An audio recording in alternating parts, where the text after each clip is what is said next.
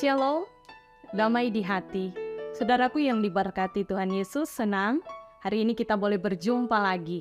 Saya percaya ada sukacita yang senantiasa kita nikmati di hari baru, hari pemberian berkat dari Tuhan.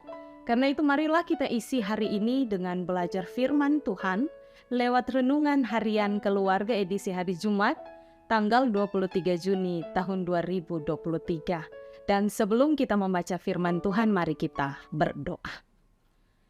Ya Tuhan Allah, kami bersyukur untuk hari baru, hari pemberian-Mu di hari Jumat, tanggal 23 Juni tahun 2023. Kami percaya nafas hidup yang boleh kami nikmati di pagi hari ini semata-mata karena anugerah Tuhan. Karena itu kami mau memulaikan setiap tugas, aktivitas pekerjaan kami dengan beribadah menyembah Engkau. Diberkatilah kami semua sebagai orang-orang yang percaya kepadamu. Ketika kami akan membaca, merenungkan firman di pagi hari ini, biarlah firman ini terus memotivasi kami untuk semakin dekat hanya kepadamu saja. Ini kami yang berdoa dalam nama Tuhan Yesus. Amin. Bacaan Alkitab kita di pagi hari ini terdapat dalam Roma pasal 10 ayatnya yang ke-20. Demikian bunyi firman Tuhan. Dan dengan berani Yesaya mengatakan, "Aku telah berkenan ditemukan mereka yang tidak mencari aku. Aku telah menampakkan diri kepada mereka yang tidak menanyakan aku." Tema perenungan kita di hari ini adalah penampakan Allah. Keluarga Kristen yang dikasihi dan diberkati Tuhan Yesus.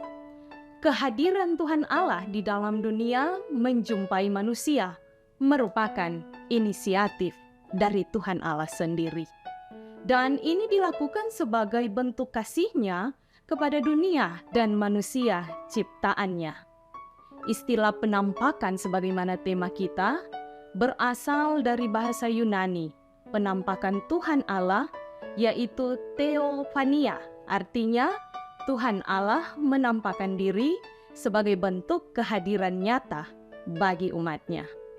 Firman yang kita baca saat ini merupakan kutipan dari Paulus dalam kitab Yesaya pasal 65 ayatnya yang pertama, yang berbunyi, "Aku telah berkenan ditemukan mereka yang tidak mencari aku. Aku telah menampakkan diri kepada mereka yang tidak menanyakan aku." Hal ini kemudian bertujuan untuk memberikan penegasan kepada jemaat yang ada di Roma ketika mereka sedang mengalami situasi sulit di bawah pemerintahan Romawi. Maka belajarlah dari pengalaman yang dialami oleh bangsa Israel, bagaimana ketika mereka hidup di masa pembuangan di Babilonia. Ia mengungkapkan bahwa Tuhan Allah sendiri berinisiatif untuk menjumpai umat kepunyaannya ketika mereka mengalami pergumulan, penderitaan, dan tantangan dalam hidup. Bahkan ketika manusia jatuh dalam dosa, Tuhan Allah tetap berinisiatif menyelamatkan manusia dari dosa melalui karya keselamatan yang dikerjakannya melalui anaknya Yesus Kristus. Inisiatif Tuhan Allah untuk menjumpai umatnya perlu direspon dengan tindakan nyata, yaitu melalui ucapan syukur dan sukacita. Nah, keluarga Kristen yang dikasihi dan diberkati Tuhan Yesus, sebagai umat milik kepunyaannya, kita juga perlu merespon inisiatif Tuhan Allah yang telah menampakkan diri kepada kita di tengah situasi sulit yang terjadi di tengah-tengah keluarga, jemaat, bahkan di lingkungan masyarakat. Namun pada kenyataannya, apa yang terjadi? Saya bahkan mungkin saudara-saudara kita sekalian, ketika mengalami masa-masa sukar dalam hidup ini, terkadang kita ragu akan kehadiran Tuhan Allah. Dan keraguan ini mempengaruhi totalitas iman kita kepadanya. Ingatlah bahwa inisiatif Tuhan Allah menjumpai kita melalui berbagai macam situasi yang kita alami. Hal ini membuktikan bahwa kasih setianya selalu ada dan nyata bagi setiap orang percaya, bukan hanya dalam saat-saat sukacita atau dalam saat-saat keberhasilan, tapi juga dalam tantangan, pergumulan, duka cita sekalipun. Allah selalu berinisiatif menampakkan diri, menyatakan karyanya dalam hidup kita. Karena itu, hiduplah senantiasa dalam ketaatan dan kesetiaan kepada Tuhan Allah sebagai respon kita atas kehadiran Allah dalam setiap perjuangan hidup yang sementara kita kerjakan. Tuhan Yesus memberkati firman-Nya yang kudus. Amin. Mari kita berdoa. Terima kasih ya Tuhan untuk setiap waktu dan kesempatan yang Kau beri bagi kami untuk berkarya, menikmati hari-hari kehidupan ini. Kami bersyukur untuk hari baru yang boleh Engkau anugerahkan, bahkan lebih daripada itu. Kami bersyukur bahwa Engkau berinisiatif untuk senantiasa ada bersama-sama dengan kami dalam berbagai musim kehidupan kami. Dalam saat sukacita, keberhasilan, tapi pun dalam saat-saat tantangan pergumulan hidup, Engkau selalu bersama-sama dengan kami. Karena itu kami memohon, biarlah Engkau senantiasa menyatakan karya-Mu dalam kehidupan kami, serta ajarkan kami untuk senantiasa mengucap syukur untuk segala sesuatu yang boleh Tuhan nyatakan dalam kehidupan kami. Lebih daripada itu, ajar kami untuk tetap taat dan setia dalam berbagai hal yang boleh kami alami. Karena hanya kepada-Mu saja Sang Pemberi kehidupan, kami bermohon dan berserah.